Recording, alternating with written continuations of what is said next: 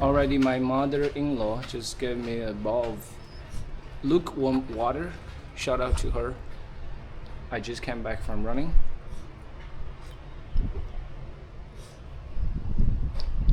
It's 7:20. 7:18 actually. Oh my goodness. My dog is right here. Yeah, she just wanna play with me. She just picked up, fetched that ball and just kept running. I want to read books first, and I'll see you. I'll just read books first. Yes. I'll continue on page one, maybe 170 or one. Yeah, maybe 200. Yes. Best time of year. Okay, that's great. Let me see. And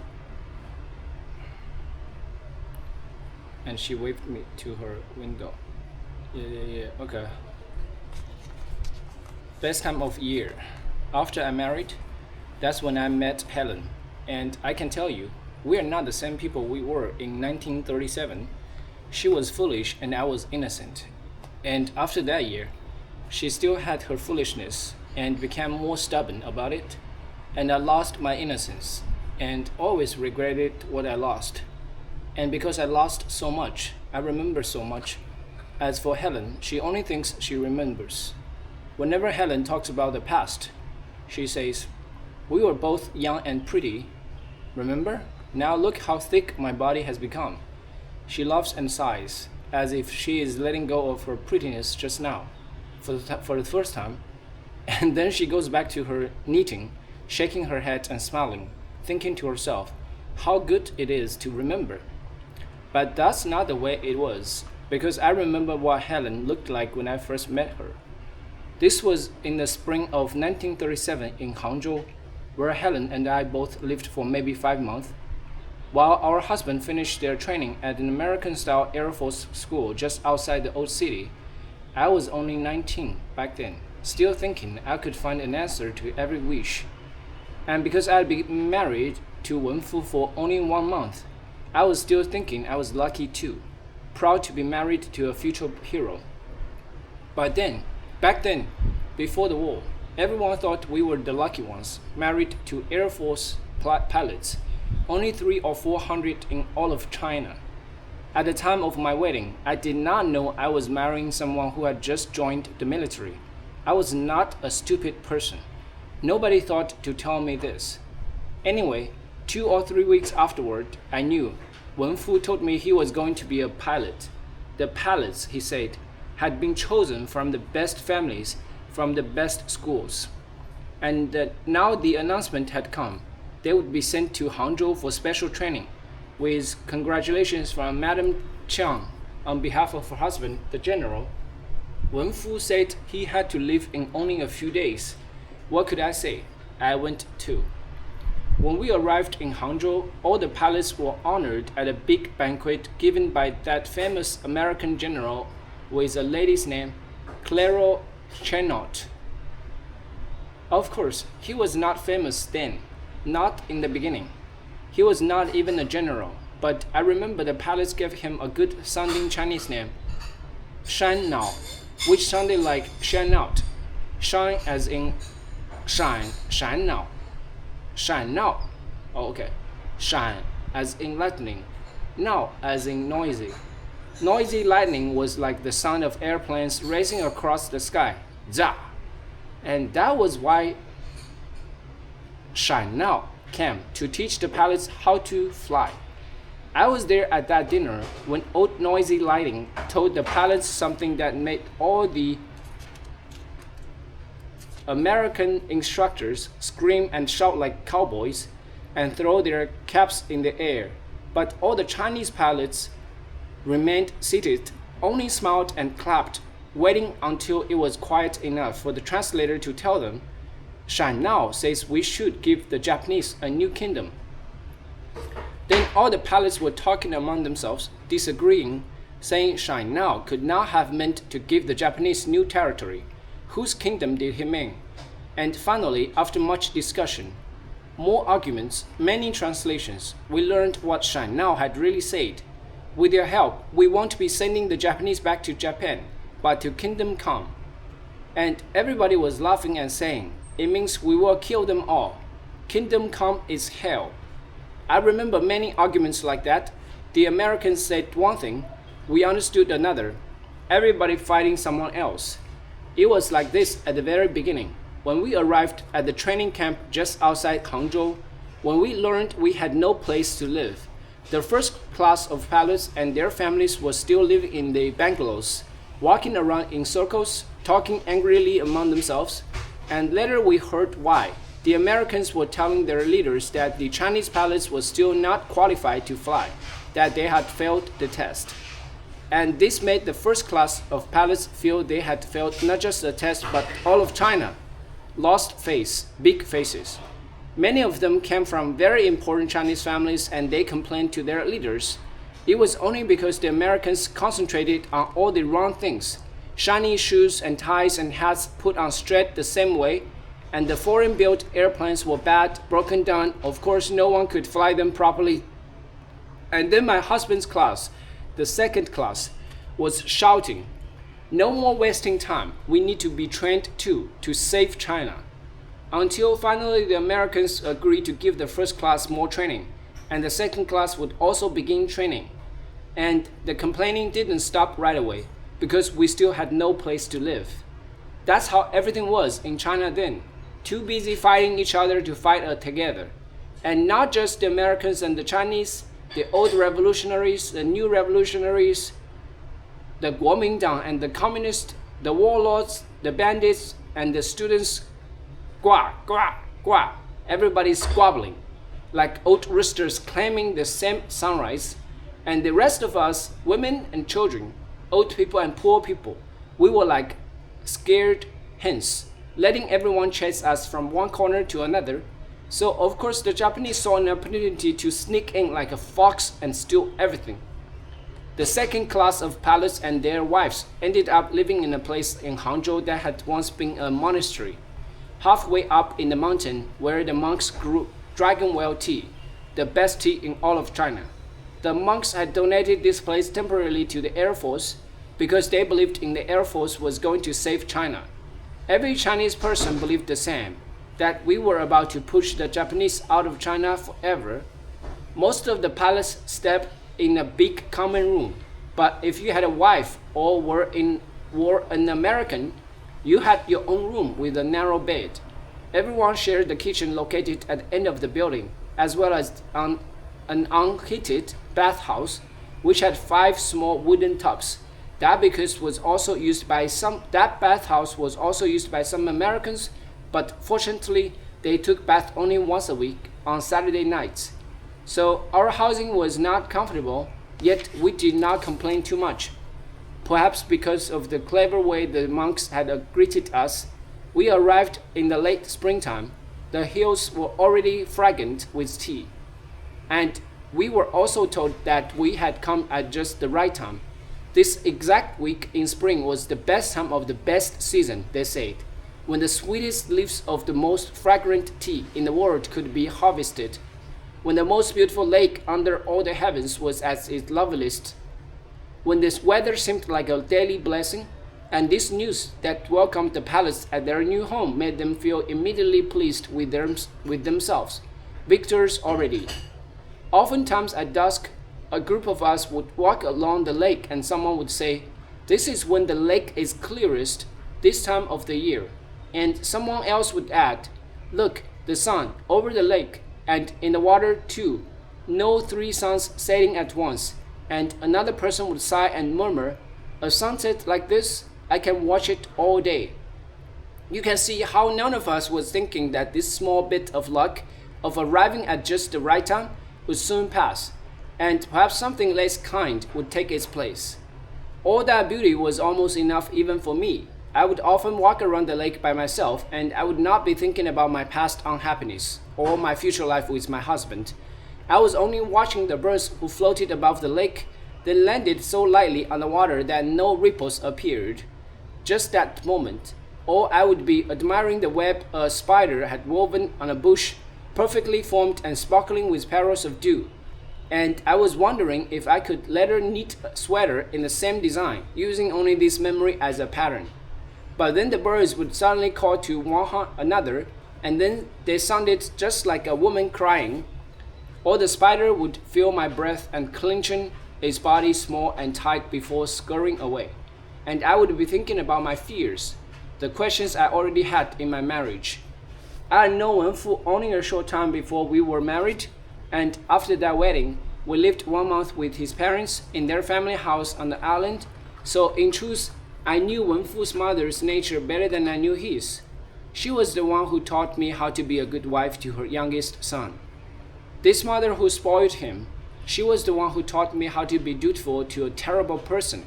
And I listened, because I had no mother of my own, only old aunt and new aunt, who each raised me to be afraid of in different ways. So this is what my mother-in-law taught me, to protect my husband so he would protect me, to fear him and think this was respect, to make him a proper hot soup, which was ready to serve only when I had scalded my little finger testing it. Doesn't hurt. My mother-in-law would exclaim if I shouted in pain. That kind of sacrifice for a husband never hurts. And I believed she was also saying that this kind of pain for a husband was true love.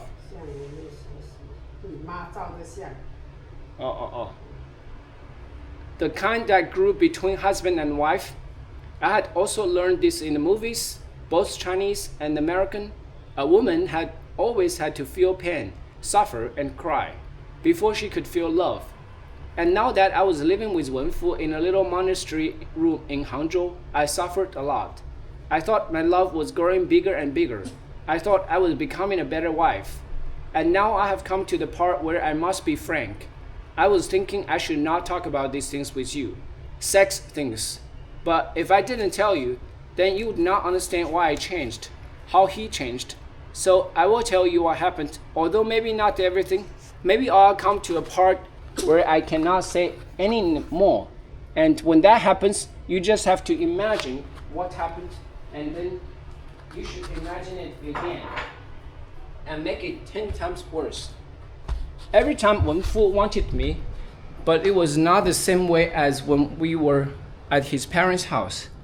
I had been shy then, and he had been gentle, always coaxing me, soothing me, stopping when I became afraid, before I screamed too much. But in Hangzhou, he said it was time I learned how to be a proper wife. I thought I was going to learn something that would make me less afraid.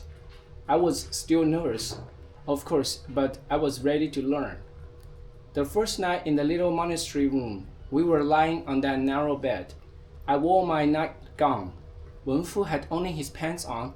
He was kissing my nose, my cheeks and shoulders, telling me how beautiful I was, how happy I made him. And then he whispered to me to say dirty words.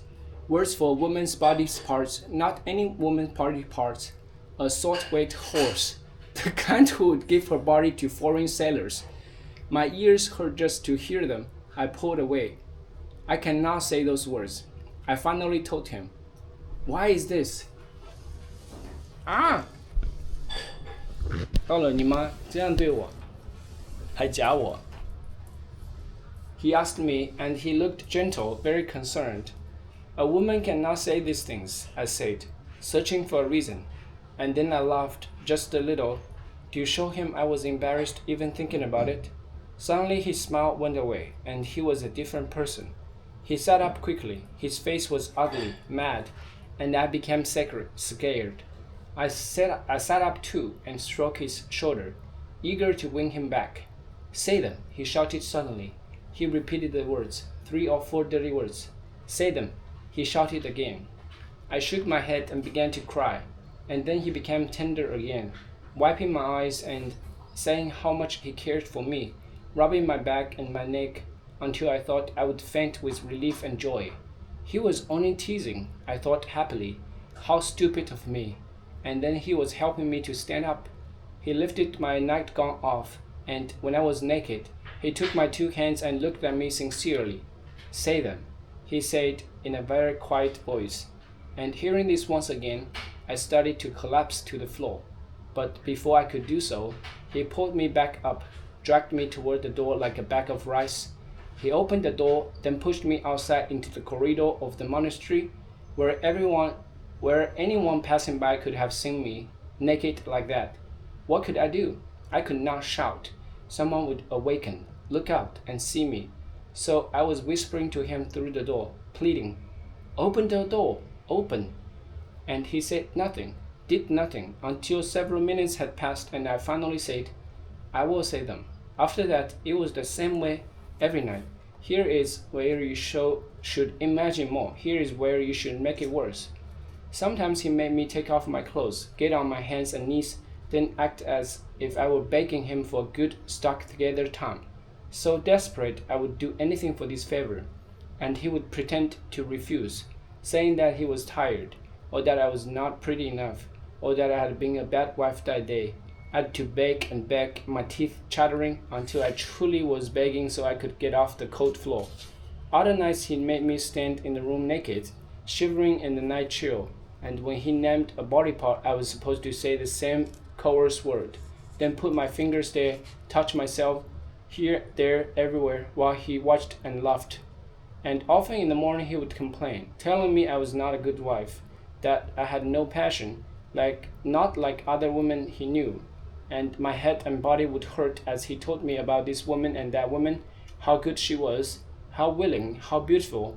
I was not angry. I did not know I was supposed to be angry. This was China. A woman had no right to be angry. But I was unhappy, knowing my husband was still dissatisfied with me, and that I would have to go through more suffering to show him I was a good wife. I discovered another thing about my husband during that first month. All the other palace always called him Wen Chen, and this was strange to me.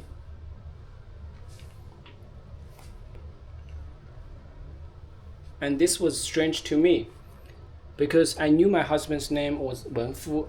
Oh, he did have two older brothers, and one of them had been named Wen Chen. But that brother had died 2 years before, in 1935, of tuberculosis, I think. The family used to talk about him, a smart son, devoted but always sick, always coughing blood. I thought the palace were only confused, that maybe Wen Fu had mentioned this dead brother and now they thought it was Wen Fu's name. My husband was just being polite in not correcting them. But then one day I heard him introduce himself, and strange, he said his name was Wen Chen. Why was this? I asked him later, and he told me I was hearing things wrong. Why should he say his name was something else? And then later I heard him say it again, that his name was Wen Chen. And that time, he told me that the Air Force had written his name down wrong. How could he correct the whole Air Force? He said he would have to tell them Wen Fu was his little boy name, not just a nickname. I accepted what he said. This made sense. But later, when I was sorting through boxes, putting away some things, I found a diploma and an application for the Air Force. There were papers from Wen Chen, my husband's dead brother, who had graduated with top honors from a merchant seaman school. And then I knew my husband was not smart enough to get into the Air Force, but was clever enough to use his dead brother's name. I now felt as if my brother were two people, one dead, one alive, one true, one false. I began to see him in a different way, watching the way he lied. So smooth, so calm. He was just like those birds who land on top of the water without making a ripple. So you see, I tried to be a proper wife. I tried to love the half of him that was not so bad. I met Helen maybe 2 weeks after we arrived in Hangzhou. She was also very young, maybe 18, and I heard she was also newly married. No, not to my brother, but I will get to that later. I had noticed her many times before, in the dining hall or around the monastery grounds, where we both walked, or in the city below, shopping for meat and vegetables at the open stands. All the women in the monastery noticed one another because there were only 6 of us. Most of the palace were very young, really just boys, so only a few had wives. And the American advisors did not have their wives or girlfriends with them, although sometimes they brought a bad local girl to their rooms. It was also always the same girl. I heard later, because 5 of the Americans caught her same disease. a type of invisible body lice that everybody say now lived in the bathhouse. In fact, it was because of that girl and her lies that I met Helen. None of the wives wanted to use the bathhouse anymore, even after the monks claimed it had been disinfected. We had heard that it was impossible to kill these lice, and if a woman caught it, no one could tell the difference between her and a prostitute, because then she would be constantly scratching between her legs, and the only relief she could get was if a man scratched her further between her legs. I was thinking how I would then have to truly beg my husband. And of course, I was also remembering that time on Chongming Island when I was bitten by fleas, how I had scratched myself, shouting Yangsla, how this kind of behavior was just like that of an unfaithful wife. One would itch for sex so much she would allow herself to become just like a prostitute. To Chinese, to Americans, lepers, it didn't matter. This was common knowledge among young women about to be married. Of course, we believed these things. Who else could tell us otherwise? You think I was the only stupid one? So, all of us, the 5 women and myself, decided not to use the bathhouse anymore. Instead, one of the wives, a stuck-up girl who complained about every little thing, found an extra room that had once been used to store the dragonwell tea leaves brought down from the mountainside. The floor was still covered with old leaves from many harvests ago, and there was a wood stove in one corner that had been used to dry the leaves. We decided immediately to use this stove to heat the room and make it better than the bathhouse. Using the dry lines already stretched across the room, we draped sheets to make a partition. And then we took turns, one of us boiling water, 2 of us running back and forth between the tea drying room and the kitchen at the other end of the building, carrying buckets of hot water and boiled clothes. The other 3 would sit on stools behind the sheets, dipping the clothes into the wash basins, wiping their bodies down. The water would trickle down to the floor and onto the leaves. The steam would rise from the buckets on the floor, and soon the air was the scent of the dragonwell tea. We would all breathe and sigh, letting this fragrant dew fall on our faces. So we did not mind about the bathhouse. Even the stuck-up girl laughed and said she was glad the Americans had caught this disease, and every evening I now felt I had an important job, as I carried those buckets of hot water to and from the kitchen with a girl named Hulan. That's what Helen used to be called, Hulan. So you see, Helen is not my sister-in-law. She's not your real auntie. How could I tell you this? That I met her during the war in China? When you were little, you didn't even know there was a war in China. You thought World War II started at a place in Hawaii with your same name, Pearl Harbor. I tried to tell you, but you were always correcting me. You said, "Oh, mommy, that's Chinese history." 可以发给你爸，我还比你早，你爸在刷了。你赶快发给你爸，你用你的手机。我没开机呢，没事，没关系，我还没开机。I tried to tell you, but you were always correcting me. You said, "Oh, mommy, that's Chinese history. This is American history." It's true. You told me that once. If I told you Auntie Helen was not your auntie, maybe you would have corrected me about that too. See, you are still trying to correct me. Anyway, this is the truth. I met Helen in that bathhouse, and she was called Hulan. And the first few evenings, I did not say very much to her, perhaps only to ask her every now and then, "Is the water already hot enough?" She was the wife of vice captain, Wen Fu's boss. So I thought I should be careful with what I say to her, not complain about our living conditions or say that I wished I could stay in Hangzhou forever. She might think I didn't want our pilots to pass their training. But from the beginning, she was very friendly, even announced out loud to me that the monks were not very clean, that they were actually very dirty, because she had found toenails and bits of hair behind her bed. I did not agree or disagree, although I too had found dirty things behind my bed, also on the walls. And then she told me that her husband, whose name was Long Jiaguo, had complained that the training was still not going well. She said the Americans had many disagreements with the Chinese leaders, and now there was talk of sending everyone to an Italian training camp in Luoyang.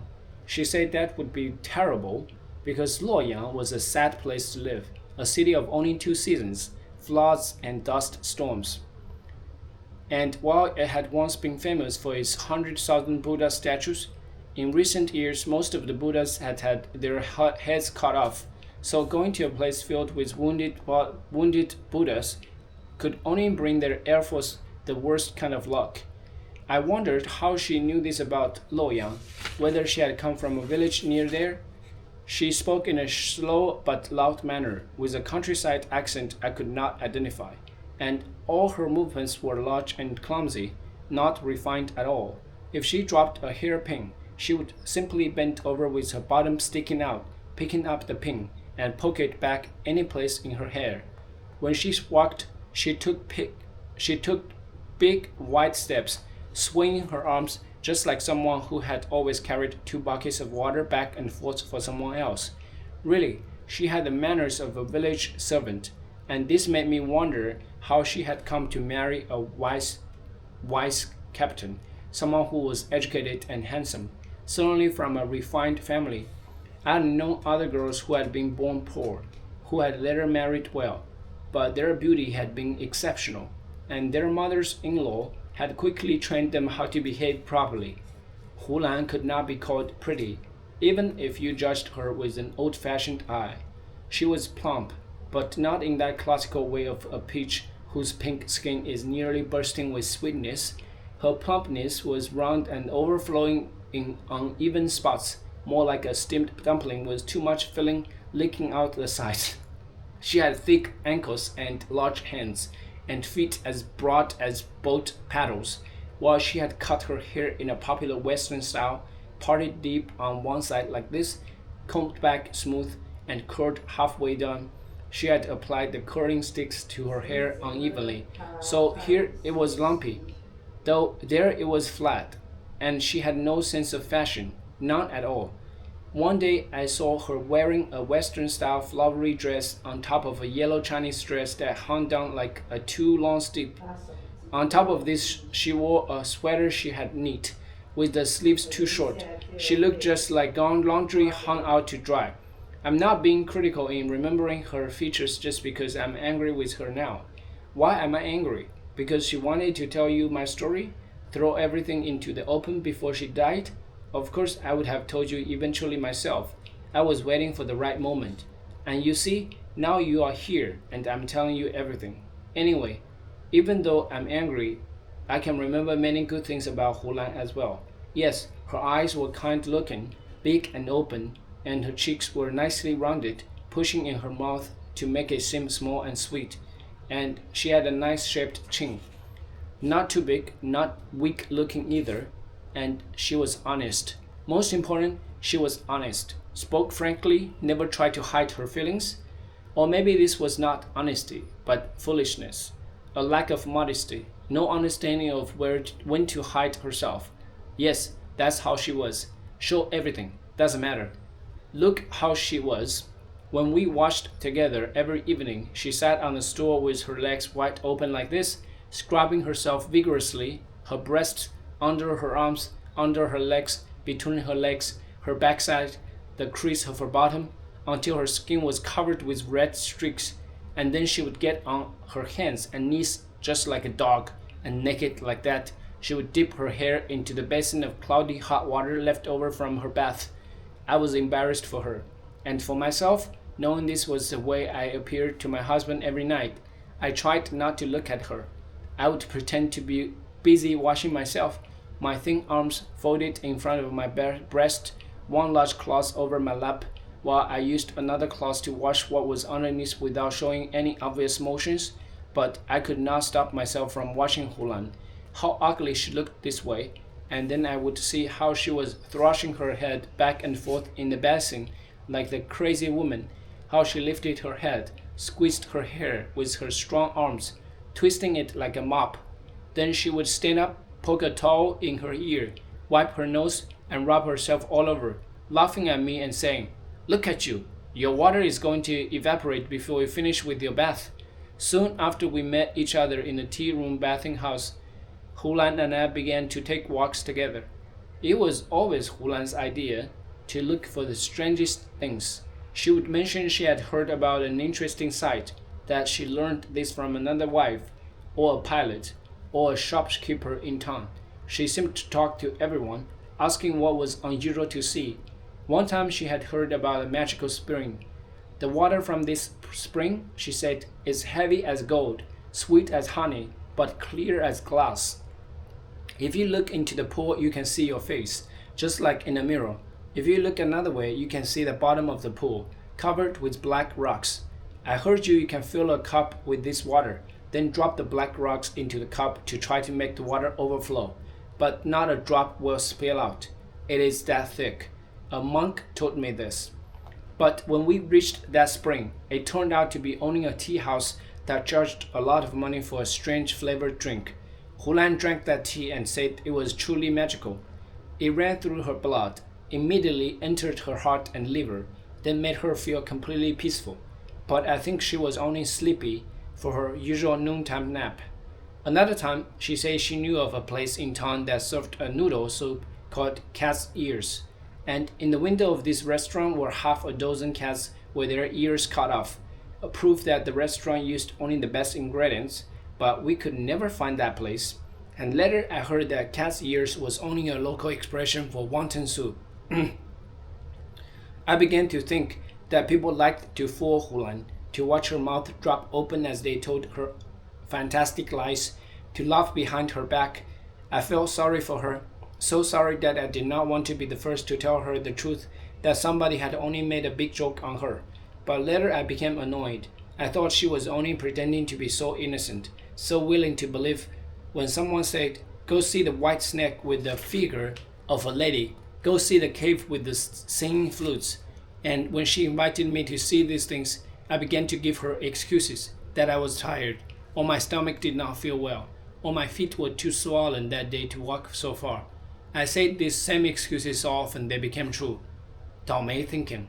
That is how it was between Hulan and me. She grew a field of hope from a little seed of imagination, and although I did not know this, from all my excuses, I began to grow a baby. Oh, that's crazy. Damn, man. She had such a rough life. I just can't imagine being treated that way. The problem is, she didn't know better. She was a village girl. She had no mother teaching her everything. And she was just manipulated by her husband like that. It was crazy. It was so crazy. Alright, I'm gonna read another time. This was crazy. Base time of year. That's the name of the chapter. Thanks for reading with me. 停止录像。停止录像。